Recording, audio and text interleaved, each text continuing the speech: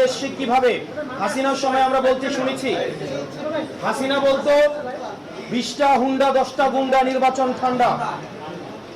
আর আজকে রুমিন ফারহানা, যিনি হাসিনার কাছে ফ্ল্যাটের জন্য আবেদন করেছেন, যিনি হাসিনার পতনে সবচেয়ে বেশি আমার মনে হয় কষ্ট পেয়েছেন, সবচেয়ে বেশি কষ্ট পেয়েছেন, তিনি হচ্ছেন রুমিন ফারহানা।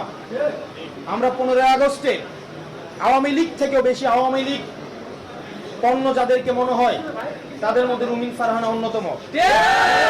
উনি সব সময় বলে থাকেন বিগত 15 বছর নাকি উনি অনেক ভালো ছিলেন। উনি অবশ্যই ভালো থাকবেন, কারণ উনি যত ধরনের আওয়ামী সুবিধা রয়েছে সব ধরনের সুবিধা উনি নিয়েছেন। আজকের নির্বাচন কমিশনের যে ভূমিকা রেখেছেন, আমরা সেই ভূমিকাকে আমরা সবসময় প্রশ্নবিদ্ধ আমরা করে এসেছি। আমরা পুলিশকে দেখেছি এখানে নীরব দর্শকের ভূমিকা পালন করেছে।